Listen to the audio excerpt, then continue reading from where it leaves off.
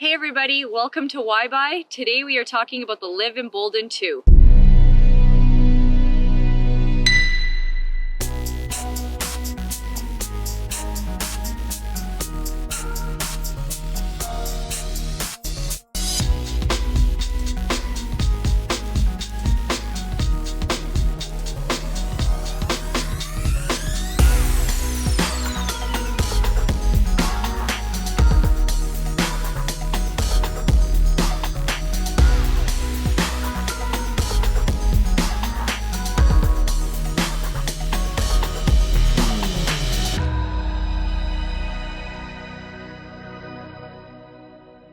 I've always been an active person who enjoys being outside. I go hiking and camping.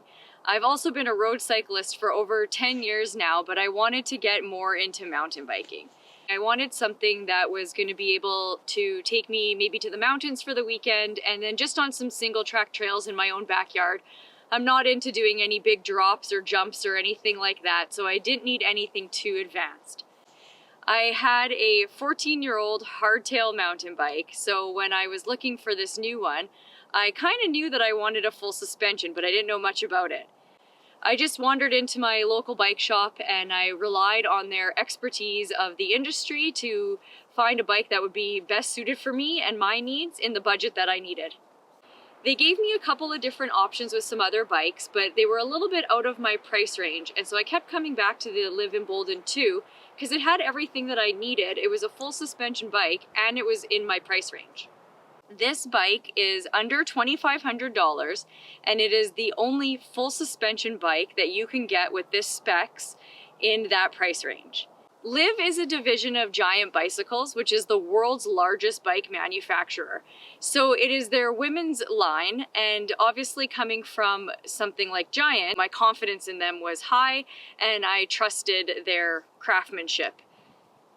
This bike has a lot of awesome features on it. It is a full suspension mountain bike, so there is 130 mil of travel in the front and 120 mil of travel in the rear. It is air suspension, so the bike shop had set it up for me according to my weight. So what that means is that when I'm heading up the mountains, climbing upwards, I can do that easily and that's fine, but more importantly, when I'm coming down the mountain, I have lots of cushion and comfort. The wheels are 27.5 inches and they have tubeless tires on them, so you can run lower tire pressure and not worry about getting any flats. We also have hydraulic disc brakes on this bike, so they are more powerful and they're easier to modulate as well. Next up we have the drivetrain. So it's a 1x drivetrain, which means that there is just one ring in the front, and so you don't have a front derailleur to deal with. So I don't have to worry about using shifters on the left side of my handlebars. I just have to worry about the right side and the rear. And on the rear there's a 51 tooth cog as well. So that's pretty awesome because I still get all the range of gears here without having to deal with a front derailleur. So I can still climb in a nice easy gear, but then I still have lots of tension to add for the flats and downhill as well. Another feature on this bike that I added, it doesn't come stock with it, is a dropper seat post. So what that is good for is when you're descending down steep descents, or any descents really, you can just lower the seat and it kind of gets it out of the way so your body position can get better over the bike. Again, it doesn't come stock with the bike, but it is an option that I added and I'm very happy that I did. My favorite feature of this bike is the tubeless tires. It is pretty much unheard of for a bike in this price range to come stock with tubeless tires.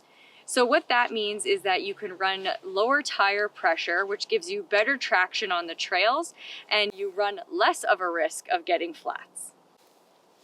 Some things that I added on to the bike were clipless pedals.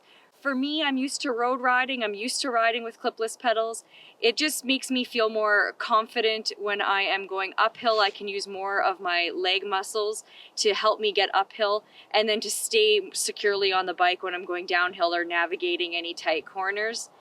Obviously, you want to be safe at all times, wearing a helmet, having a bell to notify people when you're nearby, having a repair kit with you at all times in case you do get a flat.